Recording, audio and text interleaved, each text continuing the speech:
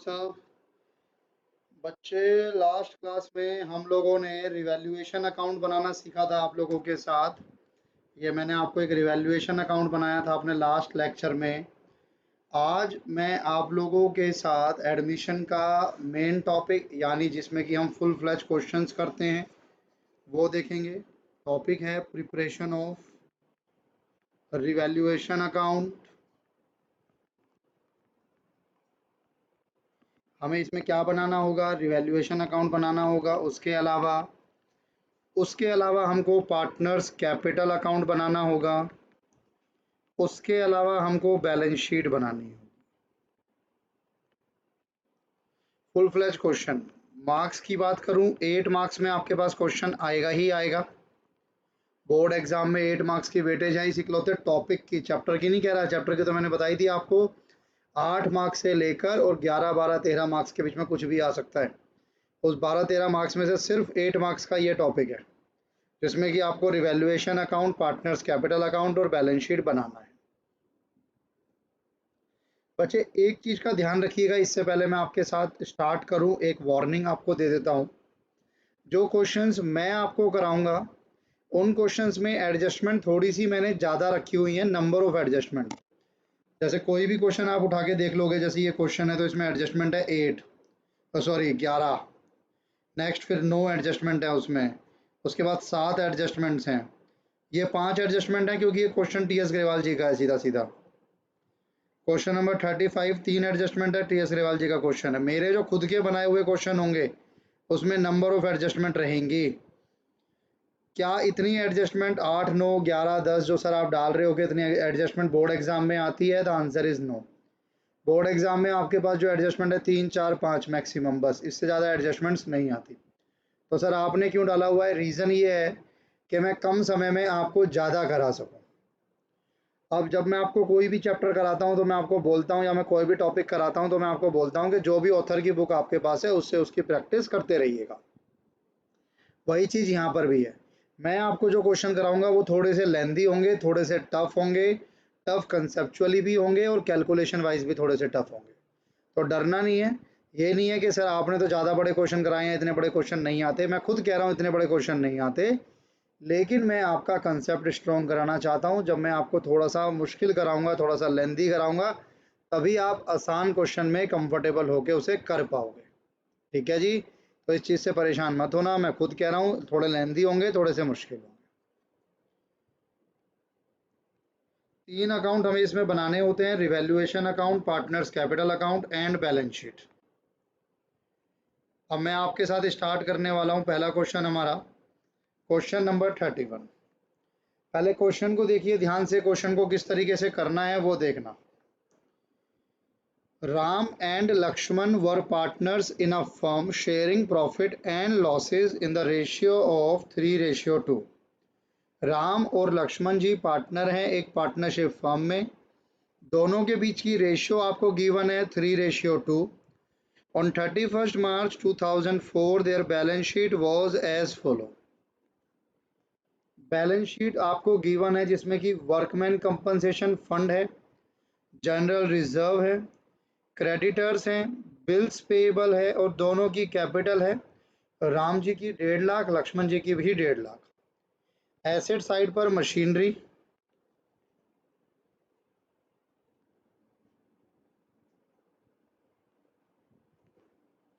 इसमें ना एक दो चेंजेस हैं वो कर लेना, मैं बता देता हूँ। मशीनरी है 80,000 की। बिल्डिंग जो है वो 10,800 लिखा होगा आपकी बुक्स में। अगर 10,800 लिखा है तो उसको 1,08,000 कर लेना। स्टॉक है 1 लाख का, डेटर है 40,000 के, पेटेंट 7,000, कैश 10,000 लिखा हुआ है अगर तो उसको 22,000 कर लेना। Bill receivable, investment, goodwill. Sita ji is admitted as a new partner for 1/4 share on the following. Sita will bring rupees 1,20,000 as her capital and rupees 20,000 for her share of premium। तो जो न्यू पार्टनर आए हैं वो 1,20,000 अपनी capital लाए हैं and 20,000 क्या लाए हैं? 20,000 प्रीमियम लाए हैं। मशीनरी को डेप्रीशिएट किया जाएगा by 20%। Building no changes. Building में अब देखो मशीनरी पे आपको दिया हुआ है तो आप मशीनरी पे एक बिंदु लगा लीजिए। बिल्डिंग को वैल्यू किया जाएगा 1,20,000 से, बिंदु लगा लीजिए।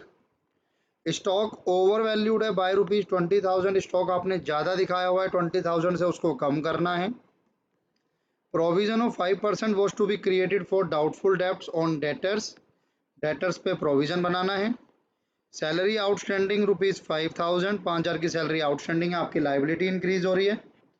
Liability of workman compensation was determine at ₹12,000, अभी कितना है 15,000, तो 3,000 से आपकी जो वर्कमैन कंपनसेशन फंड की लाइबिलिटी है वो कम हो गई। A joint life policy taken in the name of partners 50,000 on which premium have been paid as surrender value of 7,000। JLP का मैंने आपको बताया था कि जो सरेंडर वैल्यू होगी वो डिस्ट्रीब्यूट होगी among old partner in their old ratio, साथ ही साथ कैश में या बैंक में आप ऐड करोगे। पेटेंट की वैल्यू 0 हो गई। सन्ड्री क्रेडिटर में 1,200 रुपये का आइटम है, उसको कम करना है। लगभग सभी पर एडजस्टमेंट दी हुई है मैंने तो। इन्वेस्टमेंट की मार्केट वैल्यू 4,000 हो गई, पहले 5,000 थी। डन। अब एक पॉइंट को ध्यान रखना, जो भी आइटम आपको बैलेंस शीट में गिवन है वो एक जगह जाएगा, कोई भी एक जगह हो सकती है वो, और जो भी एडजस्टमेंट आपको गिवन है उस एडजस्टमेंट का डबल इफेक्ट होगा, एक डेबिट और क्रेडिट। इस चीज़ को ध्यान रखते हुए चलना। Answer number 31।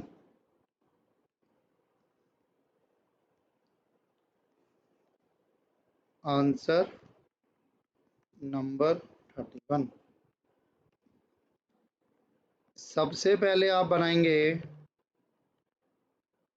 Revaluation account,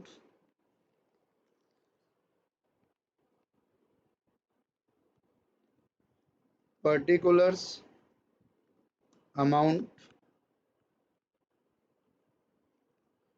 particulars amount, पूरे को रिवैल्यूएशन के लिए छोड़ देते हैं इसकी जगह को।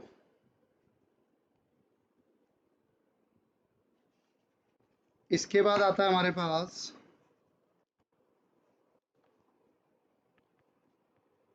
पार्टनर्स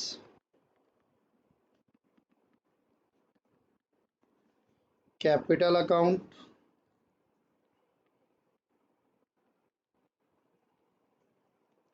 पर्टिकुलर पार्टनर्स का नाम Ram, Lakshman, Sita, particulars Ram, Lakshman, Sita.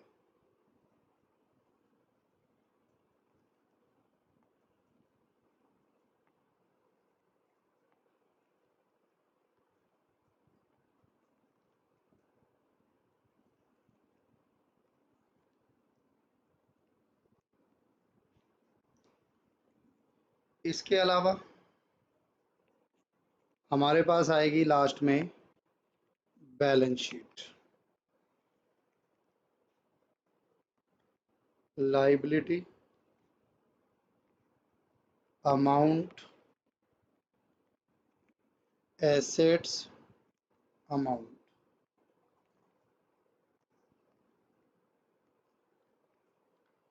Liability amount, asset amount. Done. तो कुछ इस तरीके से आपका ये अकाउंट बनेंगे, 3 अकाउंट बनेंगे, revaluation account, partners capital account and balance sheet. अब एक एक करके एडजस्टमेंट्स को उठाएंगे हम लोग। पहली एडजस्टमेंट अभी रोक लीजिए, पार्टनर्स कैपिटल अकाउंट वाली, मैं सीधा रिवैल्यूएशन वाली उठा रहा हूँ। जैसे मशीनरी को डेप्रीशिएट करना है 20% से, और मशीनरी की वैल्यू क्या गिवन है आपको, मशीनरी की वैल्यू गिवन है 80,000, तो 80,000 का 20%। अब आप लोगों को पता है रिवैल्यूएशन में इस साइड लिखते हैं नुकसान, एसेट का घटना और लायबिलिटी का बढ़ना। क्रेडिट साइड लिखते हैं फायदा, एसेट का बढ़ना, लायबिलिटी का घटना। टू मशीनरी 80,000 का 20%, तो मशीनरी की वैल्यू को कम करना है 16,000 से। लगे हाथ मैं इसको अपनी एसेट्स में भी शो कर दूंगा। Machinery 80,000 less depreciation 16,000, 64,000। तो ये क्या हो गया, मैंने दोनों इफेक्ट जो देने थे डेप्रीसिएशन के वो एक साथ दे दिए। ऐसे ही नेक्स्ट है मेरे पास, बिल्डिंग को वैल्यू करना है 1,20,000, पहले से कितनी है 1,08,000, तो मशीनरी बिल्डिंग की वैल्यू इंक्रीज हो रही है बाय बिल्डिंग। कितनी हो गई? 1,20,000 हो गई 1,08,000 से, तो 12,000 से इंक्रीज हो गई। और बिल्डिंग को भी आप बैलेंस शीट में शो कर देंगे उसकी रीवैल्यूड फिगर पर, यानी कि 1,20,000 पर। आगे बढ़ते हैं। स्टॉक ओवर वैल्यूड है बाय ₹20,000 से, स्टॉक ज़्यादा है 20,000 से। है कितना? 1,00,000। तो ये जो 1,00,000 है ये 1 नहीं होना चाहिए था, 20,000 से आपने ज़्यादा शो किया हुआ। तो स्टॉक 20,000 आप अपनी बैलेंस शीट में कम कर देंगे। स्टॉक को 1,00,000 से 20,000 से कम कर दीजिए, कितना आ गया? 80,000 आ गया। स्टॉक के बाद प्रोविजन बनाना है 5% डाउटफुल डेट्स का। डेटर देख लीजिए कितने हैं।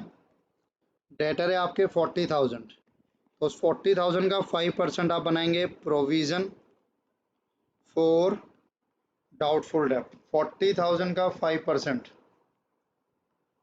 2,000। 40,000 का 5% कितना हो गया? 2,000। आप इसको यहाँ पे भी शो करेंगे।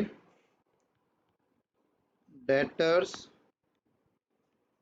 40,000 लेस प्रोविजन 5% कितना हो गया? 2,000। 38,000। 40,000 लेस प्रोविजन 2,000 कितना हो गया? 38,000 हो गया। डन। आगे बढ़ते हैं। Patents 7,000, patents 7,000। और आपको इस पे एडजस्टमेंट भी थी। क्या एडजस्टमेंट थी? कहाँ गई एडजस्टमेंट? ये रही। पेटेंट की वैल्यू लेस हो गई, यानी ज़ीरो हो गई। वैल्यू लेस का मतलब उसकी वैल्यू ज़ीरो हो गई, तो आपका नुकसान हो गया। 2 पेटेंट्स 7,000। और बैलेंस शीट में अब पेटेंट्स को दिखाने की ज़रूरत है नहीं। अगर आपने गलती से लिख दिया है तो आप उसको ऐसे नील कर सकते हो, और अगर नहीं लिखा है तो लिखने की ज़रूरत है नहीं। पेटेंट्स के बाद कैश को भी छोड़ देते हैं। बिल रिसीवेबल पे भी कोई एडजस्टमेंट नहीं है, क्योंकि उसके आगे कोई मार्क नहीं है। इन्वेस्टमेंट जिसकी वैल्यू 5,000 थी बुक वैल्यू, मार्केट में उसकी वैल्यू सिर्फ 4,000 रह गई, तो 1,000 से आपकी इन्वेस्टमेंट की वैल्यू कम हो गई। टू इन्वेस्टमेंट 1,000, तो मार्केट वैल्यू इन्वेस्टमेंट की रह गई सिर्फ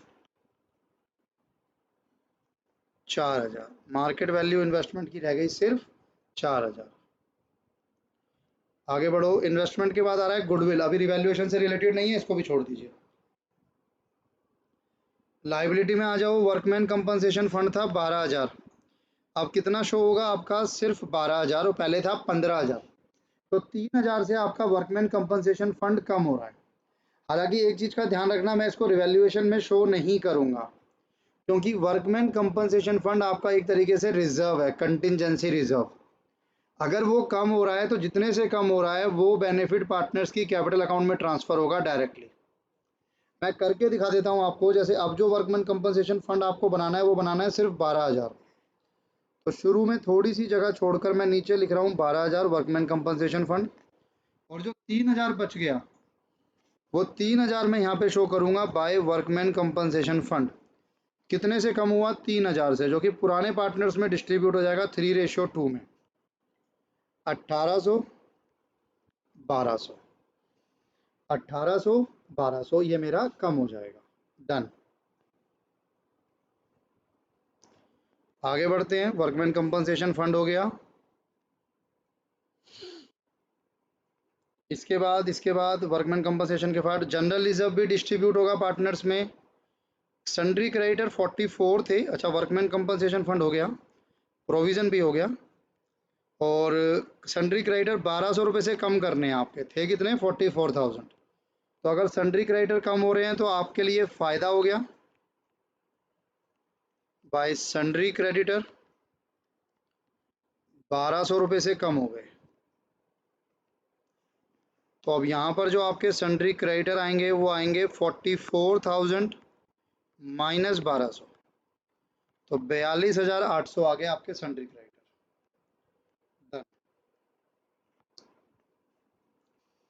सन्ड्री क्रेडिटर भी हो गए, bills payable as it is है, उसका कोई यूज़ नहीं है अभी, ठीक है। अब कौन सी एडजस्टमेंट रह गई, सिक्स्थ रह गई, सैलरी आउटस्टैंडिंग है 5,000, तो आपकी लाइबिलिटी इंक्रीज हो रही है टू आउटस्टैंडिंग सैलरी 5,000, और ये आपकी बैलेंस शीट में लाइबिलिटी साइड भी चला जाएगा, outstanding salary 5,000।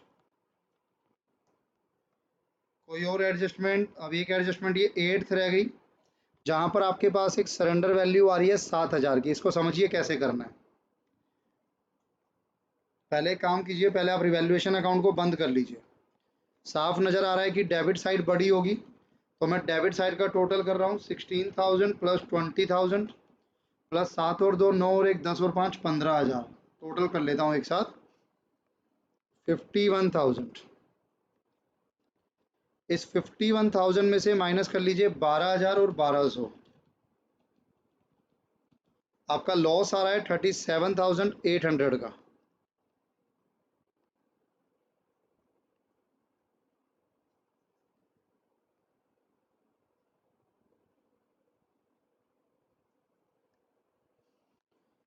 By loss balancing figure है, पुराने पार्टनर्स में जाएगा, रिवैल्यूएशन के लॉस पे नए पार्टनर का कोई लेना देना नहीं है। ऐसे ही अगर रिवैल्यूएशन में गेन होता तो उसका भी नए पार्टनर को नहीं मिलता। पुराने पार्टनर्स में जाएगा, पुरानी रेशियो में जाएगा। Ram Lakshman 37,800 divided by 5 into 3 22,680 and 15,120। ये आपका रिवैल्यूएशन लॉस है, जिसको आप पार्टनर्स कैपिटल अकाउंट में डेबिट कर देंगे। 22,680 15,120, डन। अब आ जाओ पार्टनर्स कैपिटल अकाउंट में, स्टार्टिंग होगी बैलेंस बीडी से, जितनी इनकी आपको ओपनिंग कैपिटल गिवन होगी 1.5 लाख और 1.5 लाख, 150 150 150 150, ये आपका चला गया आर एल और एस में। अब कुछ एडजस्टमेंट्स हैं, जैसे कि ये जनरल रिजर्व डिस्ट्रीब्यूट होगा पार्टनर्स में बाय जनरल रिजर्व 3:2 में जाएगा, तो 15,000 पुराने पार्टनर्स में जाएगा, नए पार्टनर का कोई लेना देना नहीं है उससे। इसके अलावा ये गुडविल जो है, ये गुडविल राइट ऑफ होगी 20,000 की, पुराने पार्टनर्स में पुरानी रेशियो में। ये एग्जिस्टिंग गुडविल बताई थी ना आपको, जो एग्जिस्टिंग गुडविल होती है वो राइट ऑफ होती है, तो R's capital account debit, L's capital account debit to goodwill in their old ratio that was 3:2, तो 5 4 12 एंड 8, 12,000 और 8,000, ये हो गया। एक मेरे को एडजस्टमेंट याद आ रही है नीचे जेएलपी वाली, 7,000 का जेएलपी का अमाउंट है, जो कि आप ट्रांसफ़र करेंगे पार्टनर्स में। ओल्ड पार्टनर ओल्ड रेशियो, बिल्कुल old partner old ratio, 1,400 into 3 4200, 1,400 into 2 2,800, 1,400 into 3 4,200, 1,400 into 2 2,800, और 1,400 कैसे आया, जो भी आपकी जेएलपी थी 7,000 डिवाइडेड बाय 5 3:2 5, ये भी हो गई। एडजस्टमेंट मेरी सारी हो गई, सिर्फ पहली रह गई है अब एडजस्टमेंट। तो पहली एडजस्टमेंट के लिए मैं जरा वर्किंग नोट में आऊँगा। वर्किंग नोट जर्नल, ये आपको करके दिखाना है, ऑप्शनल नहीं है, कंपलसरी है। Journal at the time of admission, admission के टाइम पर journal, journal at the time of admission. देखो जी, सबसे पहली आप फॉर्मेट में करोगे, मैं फॉर्मेट में नहीं करूँगा, आप करेंगे फॉर्मेट में, लेकिन bank account debit to Sita's capital to premium for goodwill account. Capital कितनी लाई सीता जी, 1,20,000, प्रीमियम कितना लाया गया? प्रीमियम लाया गया 20,000। प्रीमियम लाया गया 20,000। टोटल हो गया 1,40,000। Bank account debit 1,40,000। Sita's capital account 1,20,000 to premium for goodwill account 20,000। Second, इस प्रीमियम को डिस्ट्रीब्यूट किया जाएगा among sacrificing partners in their sacrificing ratio, count debit. अब न्यू रेशियो कुछ भी गिवन नहीं है, कोई सैक्रिफाइसिंग शेयर या कोई सैक्रिफाइसिंग रेशियो कुछ भी गिवन नहीं है, तो जो आपकी ओल्ड रेशियो है वही सैक्रिफाइसिंग रेशियो बन जाएगी, 3:2 to Ram's capital account to Lakshman's capital account, 3:2 12,000 and 8,000। ठीक है जी। अब इसकी पोस्टिंग करो। पहले वाले की पोस्टिंग देखो कैसे होगी, 1,20,000 की। आप यहाँ पे लिखोगे बाय बैंक और सीता जी का कैपिटल अकाउंट इंक्रीज कर दोगे बाय रुपीज 1,20,000। फिर आप करोगे प्रीमियम, प्रीमियम फॉर गुडविल। कितना कितना आया? राम जी को मिला 12,000, लक्ष्मण जी को मिला 8,000। कुछ इस तरीके से, कुछ इस तरीके से। अब मैं बैलेंस शीट में वो आइटम लिखूंगा जो रह गए हैं, जैसे कि कैश।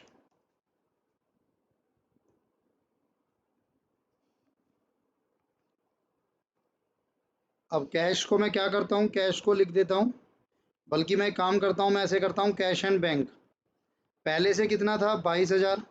7,000 जेएलपी का आया, 1,20,000 कैपिटल का आया और 20,000 प्रीमियम का आया। तो 22,000 प्लस 7,000, 1,20 और 20, तो कैश और बैंक का टोटल आया 169, 1,69,000। अब एक डाउट जो एज अ स्टूडेंट आप लोगों का आता है कि सर 22,000 पहले से था, ठीक है, 7,000 आपने जीएलपी डिस्ट्रीब्यूट कर तो दिया पार्टनर्स में। बच्चे मैंने पहले बताया था जब हमने चैप्टर नंबर 1 किया था अपनी बुक का पार्टनरशिप फंडामेंटल, कि अगर किसी पार्टनर को क्रेडिट किया जा रहा है डजन मीन कि आप उसे कैश दे रहे हो, आप सिर्फ उसकी कैपिटल बढ़ा रहे हो। तो ऐसे ही जब आपने जेएलपी 7,000 डिस्ट्रीब्यूट किया राम एंड लक्ष्मण में, तो आपने सिर्फ और सिर्फ उनकी कैपिटल इंक्रीज की है, उनको कैश नहीं दिया, कैश आप ही के पास है अभी। इसी तरीके से प्रीमियम है, अगर 20,000 का प्रीमियम आया था और आपने वो 20,000 का प्रीमियम सैक्रिफाइसिंग रेशियो में पार्टनर्स में क्रेडिट किया है, तो इट डजंट मीन कि आपने उनको कैश दे दिया। कैश तो वो 20,000 आज भी फर्म के पास ही है, तो इस चीज़ का प्लीज़ ध्यान रखिएगा। कैश एंड बैंक हो गया। और क्या है? गुडविल, इन्वेस्टमेंट, कैश, ये बिल रिसीवेबल। बिल रिसीवेबल रह गया 12,000 का, ये डाल लो, डन। लाइबिलिटी साइड पर क्या क्या है? वर्कमैन कंपनसेशन फंड में डाल चुका हूँ, ये हो गया। सन्ड्री क्रेडिटर डाल चुका हूँ। बिल पेबल आएगा, बिल्स पेबल। बिल्स पेबल कितने से आएगा? बिल्स पेबल 10,000 से आएगा। कैपिटल, कैपिटल, कैपिटल भी हम निकालेंगे थोड़ी देर में। अभी कैपिटल अकाउंट राम, लक्ष्मण, पहले पार्टनर्स कैपिटल अकाउंट को बंद किया जाएगा। बंद कैसे करोगे? क्रेडिट साइड का टोटल करोगे, डेबिट साइड में जो जो आइटम है उनको माइनस कर दोगे।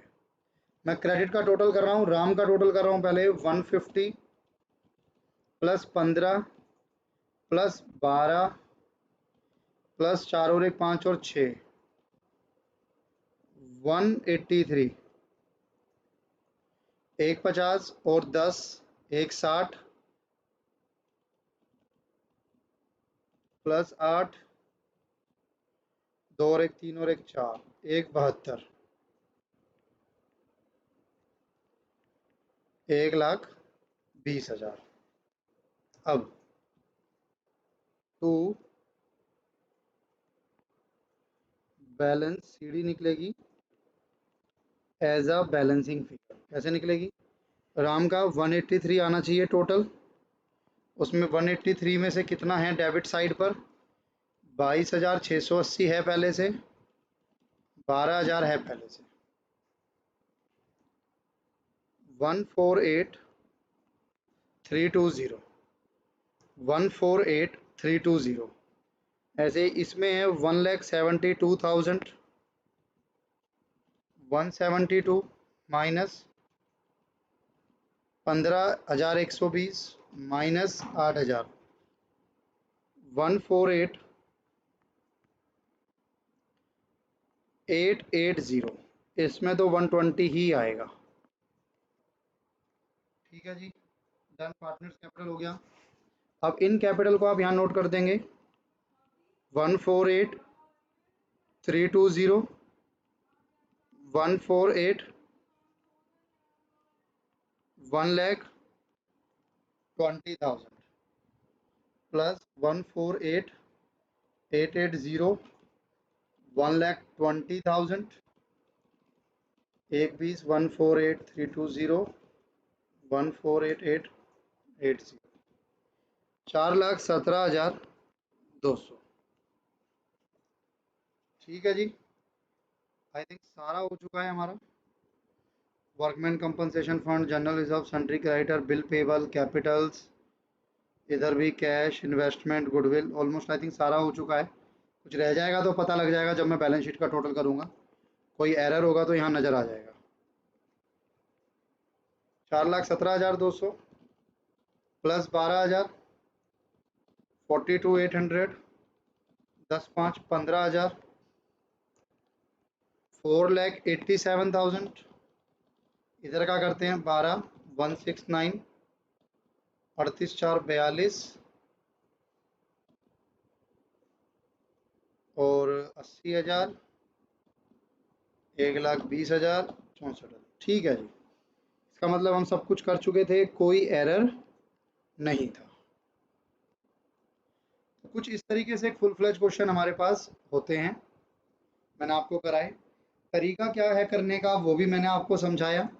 आप revaluation account, partners capital account और बैलेंस शीट बचे तीनों एक साथ बनाओ। उसके बाद सबसे पहले उठाओ रिवैल्यूएशन की एडजस्टमेंट। आपके बोर्ड एग्जाम में रिवैल्यूएशन की मुश्किल से 3 या 2 या 3 ही एंट्री आती है, उससे ज़्यादा होती नहीं है, मैक्सिमम 4 लगा लो। चलो, तो पहले उनको करो। और उनको करने का मतलब ये नहीं है कि आपने सिर्फ उनको रिवैल्यूएशन अकाउंट में किया, रिवैल्यूएशन अकाउंट में भी करो प्लस उसका जो इफेक्ट बैलेंस शीट में है वो भी करो, ताकि उसका डबल इफेक्ट एक साथ हो जाए। एक बार रिवैल्यूएशन अकाउंट हो गया, उसके बाद आप बैलेंस शीट में देखो, बैलेंस शीट में पार्टनर्स कैपिटल अकाउंट में जाने वाला क्या क्या आइटम है। जैसे रिजर्व्स हो गया, एसेट साइड पर गुडविल हो गया, या एसेट साइड पे पीएनएल हो गया, या एसेट साइड पर एडवर्टीजमेंट सस्पेंस अकाउंट हो गया। जो जो ये एसेट साइड वाले हैं, ये पार्टनर्स ओल्ड पार्टनर में, बैलेंस शीट की जो भी ट्रीटमेंट है वो ओल्ड पार्टनर में। तो ये जो जो है आपके एसेट साइड पर एक्यूमुलेटेड लॉसेज हैं, ये पार्टनर्स में क्या हो जाएंगे, डेबिट हो जाएंगे इन देयर ओल्ड रेशियो। और जो लाइबिलिटी साइड पर है बैलेंस शीट में, जैसे रिजर्व्स, इसके अलावा रिजर्व्स के अलावा क्या हो सकता है, पीएनएल हो सकता है, वर्कमैन कंपनसेशन रिजर्व भी एक पॉइंट है। ये सब किस में चले जाएंगे, पार्टनर्स कैपिटल अकाउंट में क्रेडिट में चले जाएंगे। तो आपने ये कंप्लीट किया। उसके बाद नीचे एडजस्टमेंट में जो आपकी कैपिटल आई है, जो गुडविल आई है, प्रीमियम आई है, उसकी जर्नल एंट्री करो और उसकी पोस्टिंग करो। फिर फाइनल टच देने के लिए एक बार जरा अपनी पुरानी जो बैलेंस शीट क्वेश्चन वाली है उसमें ये देख लो कि कहीं कोई आइटम रह तो नहीं गया। अगर कोई आइटम रह गया है तो उसको कर दो। एक बार एडजस्टमेंट देख लो कोई रह तो नहीं गई। उसके बाद पहले रिवैल्यूएशन अकाउंट कंप्लीट किया जाएगा। उसमें अगर प्रॉफिट आया तो पार्टनर्स कैपिटल अकाउंट में क्रेडिट, फिर अगर लॉस आया तो पार्टनर्स कैपिटल अकाउंट में debit, old partner old ratio. उसके बाद पार्टनर्स कैपिटल अकाउंट को बंद करो, क्रेडिट साइड को पहले टोटल करो, उसमें से जो जो डेबिट साइड पे उनको माइनस कर दो, क्लोजिंग बैलेंस निकाल लो, वो बैलेंस शीट में लायबिलिटी साइड में चला जाएगा by the name of partners capital. फिर आप अपनी बैलेंस शीट को टोटल कर लें। पॉइंट क्या ध्यान रखना है, जितनी एडजस्टमेंट है सबका डबल इफेक्ट, एक डेबिट एक क्रेडिट।